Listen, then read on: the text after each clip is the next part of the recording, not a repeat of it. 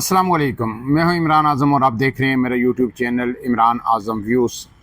नाज़रीन, अमेरिका और ईरान की जंग हमारा हमेशा मौजू रहता है गुज़श्ता कुछ अरसे से व्लॉग्स के अंदर, लेकिन ऐसे में कुछ मौज़ूआत ऐसे हैं जो नज़रअंदाज हो जाते हैं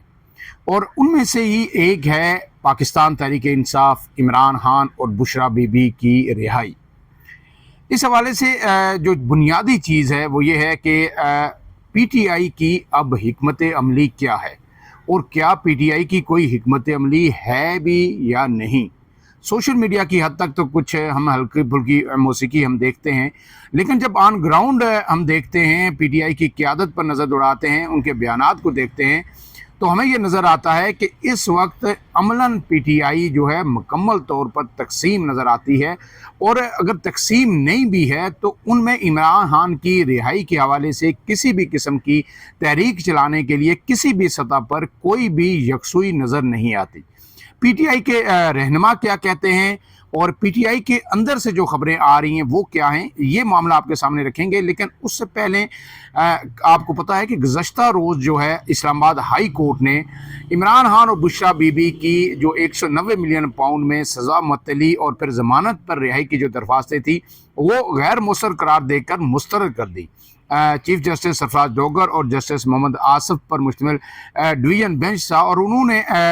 दरख्वास्तें गैर मौसर करार दी और ये मौक़िफ़ इख्तियार किया कि चूँकि जो मरकज़ी अपील है वो अब समाअत के लिए मुकर्रर हो गई है और 7 मई यानी जुमेरात की तारीख जो है उसके लिए मुकर्रर की गई है, लिहाजा ये दरख्वास्तें जो सज़ा मुअत्तली की या रिहाई की हैं ज़मानत पर, ये अब गैर मुसर हो गई हैं।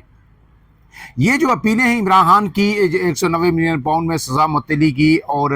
जो है रिहाई की, ये सारी जो अपीलें हैं ये तकरीबन 1 साल पहले, बल्कि 1 साल 1 महीना हो चुका है, मार्च 2025 में फ़ाइल हुई थी, लेकिन आज तक इनकी समाअत नहीं हुई। अब बिलाखिर जो है ये समाअत के लिए तो मुकर्रर हो गई हैं, अब देखना है कि इस पर फैसला क्या आता है। लेकिन इस सारी सूरत हाल के अंदर आप अगर देखें कि पीटीआई की क़यादत का रवैया क्या है, पीटीआई की क़यादत क्या कर रही है, तो सोहेल अफरीदी को जब वज़ीर आला लाया गया तो पूरे पीटीआई का ख़ास करके सोशल मीडिया उन्हें भरपूर सपोर्ट कर रहा था, आज तक भी कर रहा है। और ये कहा गया था कि जनाब अब उन्हें बाहर जो है इमरान खान का नेमुल बदल मिल गया है। जिस तरह के वो जोशीले कारकुन हैं इमरान खान के और जो आईएसएफ के वो रहनुमा रहे हैं और वो किसी तौर पर कंप्रोमाइज़ कहीं भी किसी भी सतह पर नहीं करेंगे और वो पूरे मुल्क के अंदर जो है लोगों को मोबलाइज करके कारकुनों को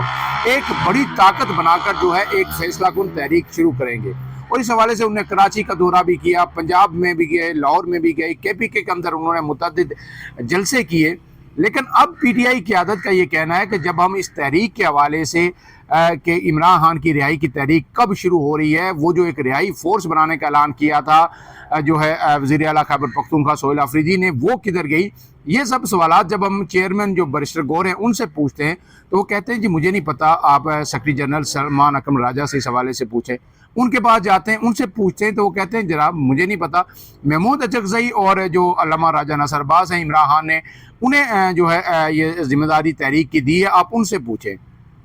उनके पास जाते हैं तो वो कहते हैं जो सूबाई सदर है केपीके के जुनैद अकबर साहब, उनसे पूछें। उनके पास जाते हैं तो वो कहते हैं जनाब सोहेल अफरीदी से पूछें, वो इस सब को लीड कर रहे हैं। उनके पास जाते हैं तो वो कहते हैं कि जनाब मुझे तो नहीं पता, मैं तैयारी तो कर रहा हूँ, लेकिन ये तारीख जो है एहतिजाज की कॉल जो है वो इमरान खान ने देनी है, वो अडयाला जेल से कब देते हैं उसी वक्त ये होगा। ऐसे में जब क़यादत कन्फ्यूज़ है और उसके साथ कारकुनान उससे भी ज़्यादा कन्फ्यूज़ हैं, उन्हें कोई राह नज़र नहीं आती, वो इमरान खान की रिहाई के मुंतज़िर हैं और जल्द से जल्द उनकी रिहाई चाहते हैं। बुशरा बीबी अपने तौर पर जो है भरपूर कोशिशें कर रही हैं कि एक मोमेंटम बनाया जाए और अडयाला के बाहर वो हर दफ़ा मंगल और जुमेरात को आती हैं और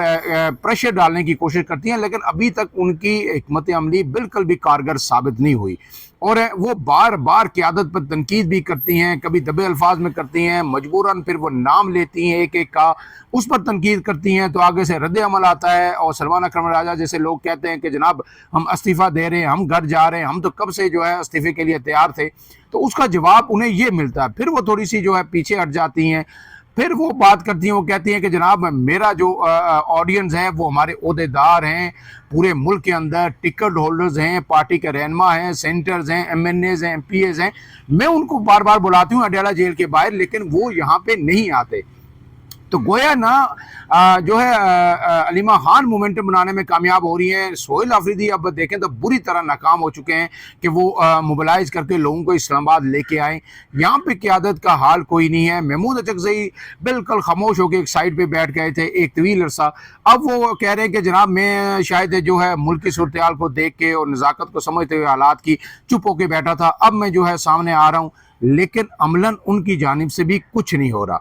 تو اب ظاہر ہے عمران خان کو 14 سال قید کی سزا سنائی گئی تھی اسلام آباد کی احتساب عدالت کی جانب سے۔ یہ 190 ملین پاؤنڈ کیس جو ہے، جس کا القادر ٹرسٹ کیس بھی کہا جاتا ہے، ساتھ ان کو جو ہے 14 سال جو ہے 10 لاکھ روپیہ جرمانہ بھی کیا گیا تھا۔ بشرا بی بی کو اسی کیس میں 7 سال کی قید کی سزا سنائی گئی تھی، 5 لاکھ کا جرمانہ ہوا تھا۔ نہ ان کی سزا معطل ہو رہی ہے، نہ ضمانت پہ رہائی ہو رہی ہے، اور اپیلیں اب جا کے 7 تاریخ کو سماعت ہوگی اور پھر اس کے بعد دیکھنا ہے کہ اس میں سے کیا نکلتا ہے۔ لیکن آپ کو پتا ہے کہ عدالتوں سے نکلے گا کیا؟ بشرا بی بی کے ساتھ عمران خان اور پھر علیمہ خان سبھی تنقید کر رہے ہیں کہ یہ کمپرومائز جو ہے عدلیہ ہے، اور یہ جو بینچز ہیں یہ کمپرومائزڈ ہیں، یہ سارے ججز پر جس طرح ججز کی اسلام آباد ہائی کورٹ سے اب ٹرانسفر بھی کر دی گئی ہے، تو مزید امیدیں جو ہے پی ٹی آئی کی جو ہے کم ہوتی جا رہی ہیں کہ انہیں جو ہے دو ٹوک اور واضح انصاف مل سکے۔ تو ایسے میں ایک ہی آپشن بچتا ہے کہ وہ پریشر بڑھائیں، وہ احتجاج کریں، وہ اسلام آباد کا رخ کریں، یا پھر اگر یہ کام نہیں کر سکتے تو دوسرا متبادل آپشن کیا ہے؟ متبادل آپشن یہ ہے کہ وہ پس پردہ مذاکرات کریں، بات چیت سے اس کا حل نکالیں، لیکن بات چیت کسی بھی سطح پر نہیں ہو رہی، اور اگر ہو رہی ہے تو شاید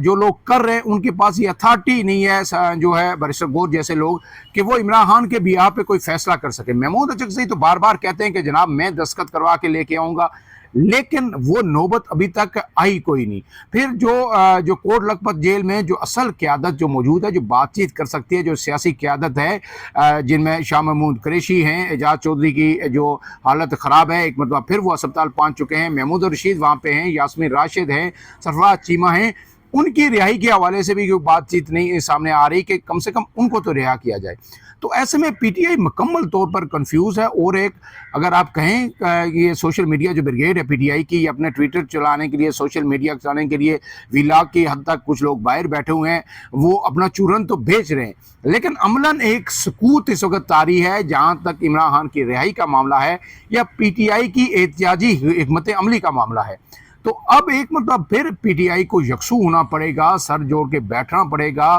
کہ عمران خان کو انہوں نے رہا کروانا ہے، طاقت کے زور پر، پریشر کے زور پر کروانا ہے، یا پھر بات چیت کے زور پر کروانا ہے۔ تو عمران خان کے ساتھ جو ملاقات بھی ہوئی تھی، آپ کو پتا ہے کہ سلمان صفدر کی، اس کا بھی کوئی پازیٹیو آؤٹ کم جو ہے باہر نہیں آیا۔ بشرا بی بی سے بھی ان کی ملاقاتیں ہوتی رہی ہیں، پھر خبریں آتی رہی ہیں، لیکن چیزیں جو ہے میٹیریلائزڈ نہیں ہو رہی، آگے نہیں بڑھ رہی، سنیل پیس پہ بھی آگے نہیں بڑھ رہی، مطلب ایک مکمل طور پر جمود کا شکار ہے۔ ایسے میں پی ٹی آئی قیادت کو اب وقت آ گیا ہے کہ ایک مرتبہ پھر سر جوڑ کر بیٹھے، اپنی پالیسی پہ اثر نو جو ہے نظر ثانی کرے، ایک واضح حکمت عملی بنائے، اور وہ حکمت عملی لے کے عمران خان کے پاس جائے، عمران خان کو اس پر کنونس کرے، تاکہ یہ جو ملک کے اندر یہ جو سیاسی تناؤ موجود ہے، باہر کے مسائل بے شمار ہیں، لیکن میں بار بار یہ کہتا ہوں کہ ملک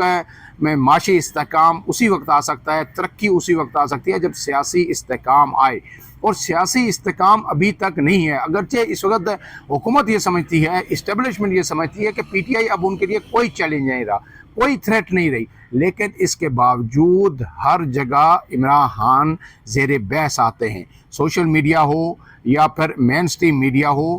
سیاسی عدم استحکام کی جب بات آتی ہے تو اس کے پیچھے ایک ہی وجہ ہے، وہ پی ٹی آئی ہے۔ عمران خان کا یہ جو قصہ ہے، اس کو کہیں نہ کہیں ہمیں سٹل کرنا ہوگا۔ اگر ہمیں سٹل نہ کیا تو بے شک ہم یہ امریکہ اور ایران کے درمیان صلح صفائی کروا بھی لیں، یہاں پہ ہمیں کریڈٹ بھی مل جائے، جب ہم اس کے بعد یہ ڈسٹ سٹل ہوگی، اور ہم اگر اندرونی معاملات کو جب جو ہے اثر نو جائزہ لینا شروع کریں گے تو وہ ہم وہیں پہ ہوں گے جہاں اس جنگ سے پہلے تھے، بلکہ شاید مزید صورتحال خراب ہو چکی ہے معاشی طور پر، ہم اس سے کہیں پیچھے چلے جائیں گے۔ مہنگائی ہو گئی، پیٹرولیم پرائسز ہو گئی اس جنگ کے بعد، تو اب ہمیں ضرورت ہے اندرونی طور پر استحکام کی، اور اس کے لیے سب کو سنجیدہ کوشش کر کے مل کے آگے بڑھنا ہوگا۔ فی الحال کے لیے اتنا ہی۔ عمران اعظم کو دیجیے اجازت، اللہ حافظ۔